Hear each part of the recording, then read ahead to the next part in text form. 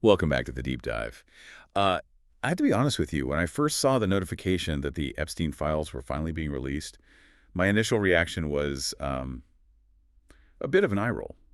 You know? Right. It's the classic headline fatigue. You assume you already know the story because, well, you know the ending. Exactly. We've all seen the memes, we've seen the headlines, we've heard the rumors for years. It felt like, okay, what else is there possibly left to know? I get that. I think a lot of people felt that way. But then I actually sat down with the stack of documents released by the Department of Justice, thousands of pages, along with the forensic accounting reports and the recent transcripts analyzing the fallout. And I realized my initial reaction was completely wrong. This isn't just a story about a celebrity scandal. It's a story about a catastrophic failure of government competence. It really is. Because if you strip away the tabloid element, which is hard to do, I grant you, given the names involved, what you are left with is a case study in institutional collapse. We are looking at what the sources call a muddy trickle of information. And it exposes not just one predator, but a system that didn't know how to stop him, or perhaps didn't want to. And that is exactly our mission for this deep dive today. Yeah. For you listening, we aren't here to gossip. We are going to unpack the three main pillars that hold this entire mess together. First, the absolute chaos of the file release itself. Second, the total debunking of the lone wolf narrative. And third, the financial reality that proves Epstein wasn't a genius. He was just a con artist with a very big checkbook. And that financial piece is really the linchpin. Once you understand the money, everything else, the access, the silence, the delays, it all starts to make terrifying sense. Yeah, but before we even get to the fake money, we have to look at the immediate mess right in front of us. Because the way these files were released tells us just as much as the files themselves do. We were promised transparency, Congress ordered it, we were supposed to get this flood of clarity. Instead, we got, well, what exactly did we get? You got a digital disaster. I mean, to put it in perspective for you, the Department of Justice has released roughly 11,000 documents so far. That sounds like a decent amount, right? Sure, 11,000 pages is a lot of reading for anybody. It is, until you look at the filings where they admit they recently found over 1 million additional records that still need processing. Wait, 1 million? They just found 1 million pages. Found's the polite legal term here. They essentially admitted that the 11,000 pages are just the tip of the iceberg. It's maybe 1% of the total cache. And this is after officials like Attorney General Pam Bondi had previously indicated the files were ready for review. Speaking of Pam Bondi, I saw a really weird detail in the source material referring to her as Pal Bondi. Was that some sort of insider nickname? No, it appears to be a transcription error or a typo in some of the source reporting transcripts we reviewed, but it's actually a pretty ironic mistake when you think about it. Pal implies friendliness, but her role here, or at least the DOJ's role under her watch, has been anything but friendly to the concept of transparency. It's been this abrupt pivot from "we are ready to release" to suddenly, "oh wait, we have 1 million pages to check, please hold." It definitely feels like a stall tactic. But even with the files they did manage to release, the competence level is just shocking. We're talking about the Department of Justice and the FBI. You would expect military-grade security on these document redactions. But that is not what happened, is it? Not even close. The method they used to hide sensitive names and information wasn't a secure burn, which is where the data is permanently removed from the file. It was a mask. Think of it like putting a piece of black tape over a sentence on a physical piece of paper, but then handing someone the paper. The words are still sitting right there underneath the tape. But this is a digital file, a PDF. Exactly. So in a PDF, if you just draw a black rectangle over the text without flattening the file, the computer still recognizes the text underneath. So journalists didn't need to be elite hackers. They didn't need special decoding software. They literally just highlighted the black bars, hit Command-C to copy, and pasted the text into a blank notepad file. That is the 1, 2, 3, 4, 5 of password security. That is beyond humiliating. It's worse than humiliating. It's incredibly expensive. The FBI called this the Special Redaction Project. In a single week in March, they racked up over $850,000 in overtime costs alone. Nearly $1 million in overtime, just to produce a result that could be completely undone by the copy and paste function on a standard keyboard. Correct. Taxpayers paid a massive premium for a redaction job that a high school intern would have been failed for. But here is the darker implication for you to consider. When people unmasked those redactions, what do you think they found? Well, I assume they found the names of victims, right? Isn't that the whole point of redaction? To protect the vulnerable people involved. That is what the law actually requires them to hide. But frequently, the accidental reveals weren't sensitive victim data at all. They were financial records. They were intricate details about the estate. They were embarrassing logistical details for powerful people. It strongly suggests that the priority of the Special Redaction Project wasn't protecting victims, it was reputation management. Protecting the guilty, essentially. And speaking of technical glitches protecting people, I have to ask you about the search issue. Because there's a report in our sources that searching for a certain former president in the digital database yielded 0 results. Yes, this is a fascinating glitch. When the files were digitized and made searchable, anyone typing Trump into the search bar got 0 hits. It looked like he had been scrubbed from the record entirely. But he is in the record. We know that from the flight logs. He is, but it turned out to be a coding error, or a feature, depending on how cynical you are about this whole process. You could only find the name if you searched for Trump with a space at the very end. A space. You mean like TRUMP, hit the space bar. Precisely. In database terms, a character string with a space is a completely different entity than one without it. So unless you knew the secret handshake of adding that invisible space, he was effectively invisible to a standard digital sweep. That is incredibly convenient. Oops, we added a space. Guess he's gone. Okay, so the release itself was a technical disaster. But let's pivot to the content itself, because for years, the government, specifically the FBI, pushed this lone wolf narrative. The idea was that Epstein was this singular monster. Maybe Ghislaine Maxwell helped him, but that was it. That was the official company line. You have the testimony of FBI Director Kash Patel, who told Congress under oath that there was no credible information that Epstein trafficked women to others. He was very firm on this. He said if there were evidence, he would have brought the case yesterday. But the files prove that was a lie. Lie is a strong word, but the documents make it very hard to use any other term. Buried in this release is a time-stamped FBI email from July 2019. This is right after Epstein was arrested. The email isn't looking for unknown accomplices. It explicitly asks for updates on the 10 co-conspirators. 10. They had a specific number. You don't say the 10 unless you have a predefined list. Exactly. And while 7 of those names are redacted properly, this time 3 are fully visible. Ghislaine Maxwell is there, obviously.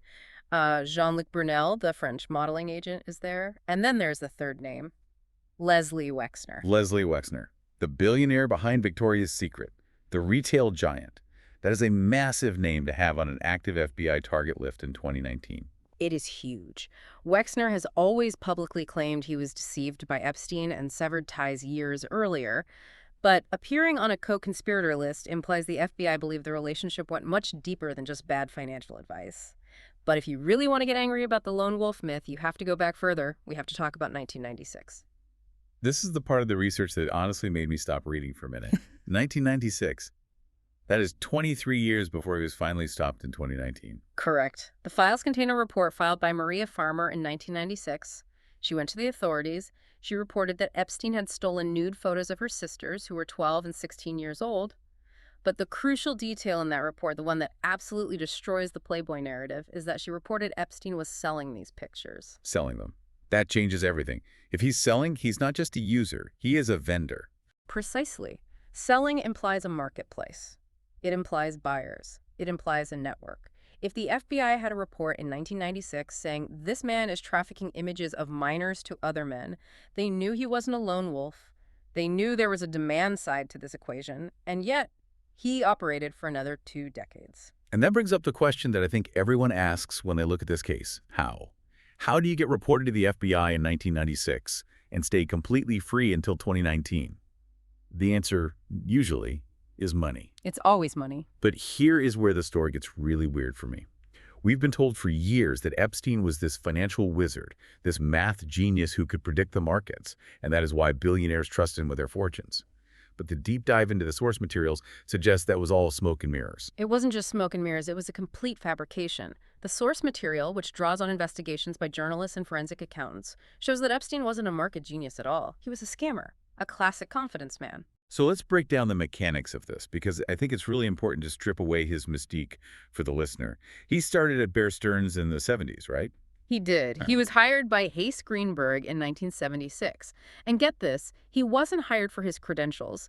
He was hired because he fit a personality profile Greenberg was obsessed with called PSD. PSD. What does that stand for?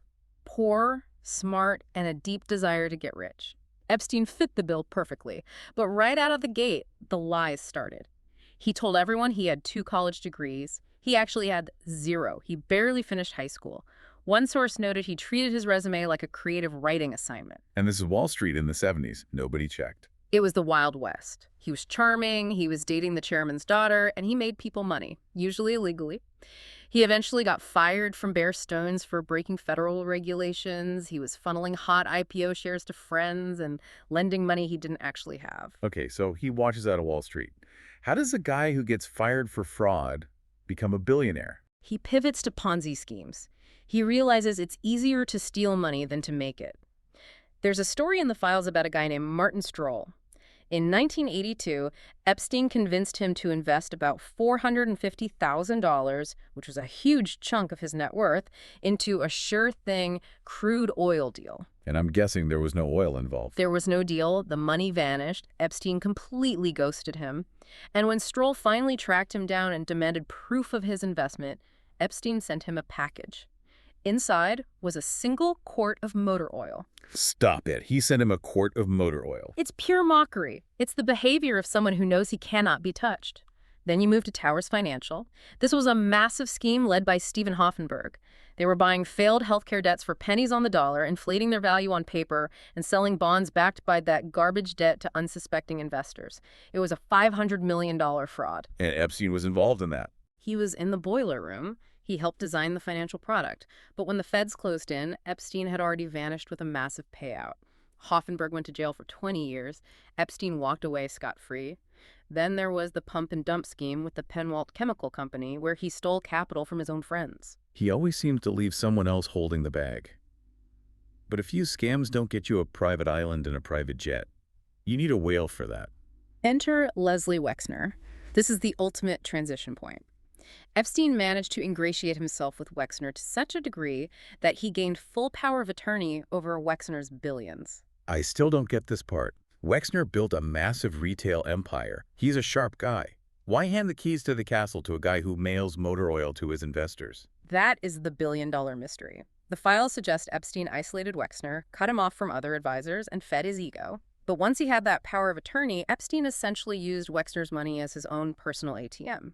He bought the plane, the mansions, the credibility. He didn't need to be a genius trader, he just needed to write checks from Wexner's account. And that checkbook bought him more than just houses.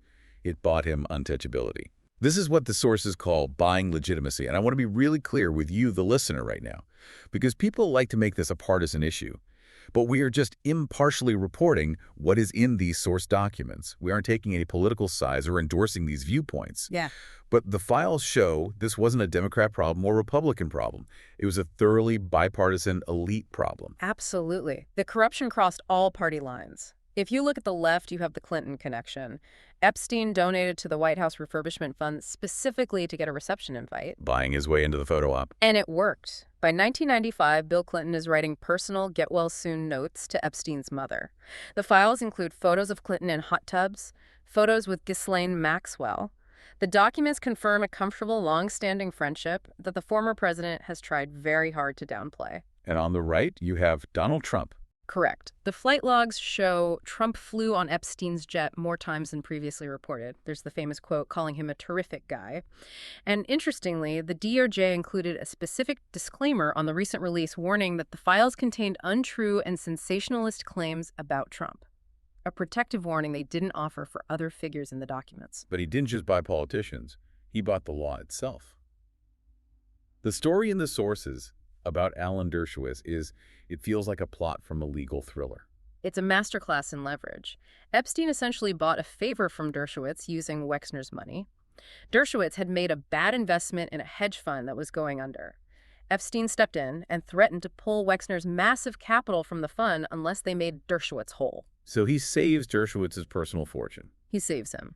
And years later, when Epstein is in serious trouble in Florida in 2008 for sex crimes, who helps engineer the infamous sweetheart deal that lets him off with a slap on the wrist? Alan Dershowitz. It wasn't legal representation. It was a repayment of a debt. It's transactional. Everything with him was transactional. He even bought his way into academia. Rockefeller University, the Trilateral Commission. He sat on the board of Rockefeller University. He would tell people he managed the Rockefellers' money. That was a complete lie. But because he was sitting on their board, People believed it.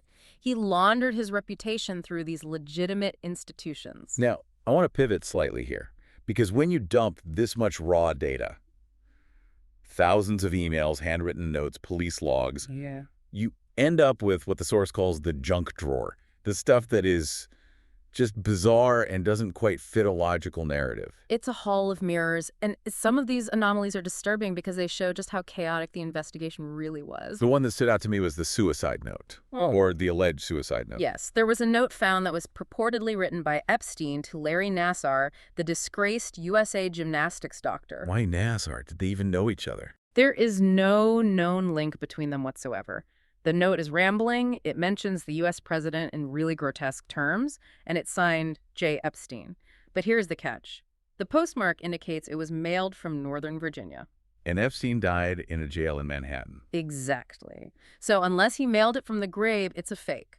The DOJ labeled it unfounded, yet they released it anyway without much context. It could be a hoax, or perhaps a final act of confusion, Epstein trying to stir the pot one last time, but releasing it just adds fuel to the conspiracy theories. And then there's the Prince Andrew email. This one felt less like a mystery and more like a smoking gun that's just been completely ignored. It is very difficult to interpret this innocently. There is an email from Prince Andrew referred to in the documents simply as A, asking Ghislaine Maxwell for new inappropriate friends. He actually wrote the words inappropriate friends. That is the exact phrase. Okay. And he discusses a trip to Peru, asking for two-legged sightseeing. Maxwell then instructs an associate to organize it, specifying the women should be intelligent, pretty, fun, and from good families. Two-legged sightseeing. It's stomach-turning. It reveals a member of the royal family using these connections to procure women, plain and simple. And yet, like so many others in these files, consequences seem elusive. And that brings us back to the main takeaway of this entire deep dive. When you look at the staggering incompetence of the release, the ignored warnings from 1996, the fake financial genius, and the untouchable elite connections, what are we really looking at here? It feels like we're looking at two entirely different worlds. We are looking at a two-tier justice system. That is the inescapable conclusion from all these sources. There is one set of rules for the public, where if you steal a car, you go to jail, and another set of rules for the elites who are protected by intelligence ties, vast wealth, or political utility. Epstein wasn't a ghost in the machine. He was a product of it. He was a product of it. That is a chilling thought. You know, there is a story from the very end of our source material that I think sums this up perfectly for the listener. It's from 1999. Epstein was in the U.S. Virgin Islands applying for massive tax breaks for his financial firm. The irony of this story is just overwhelming. He was asked by the local officials what he would do for the community in exchange for these huge tax breaks. What was his contribution going to be? And he said he wanted to teach a course at the local university. Specifically, he said he wanted to teach the ethics of business. The ethics of business. And then he added the kicker. He told them, the ethics of business is very difficult nowadays. Coming from a man running a Ponzi-fueled trafficking ring, who is currently buying off the American justice system. For him, ethics weren't difficult, they were non-existent. But the system, the bankers, the politicians, the regulators, they let him do it. They took the donations, they took the flights, and they looked the other way. So, as we wrap up this deep dive, we're left with a really heavy question for you to mull over. The government knew in 1996 what Epstein was doing. They had the reports. They had the witness statements. Why did it take 23 years and $1 billion in stolen money to stop him? And regarding these new files, with the sloppy copy-paste redactions, the hidden search results, and the withheld million pages, you have to ask yourself, are they hiding victim identities, or are they still, even now, protecting the reputations of the powerful?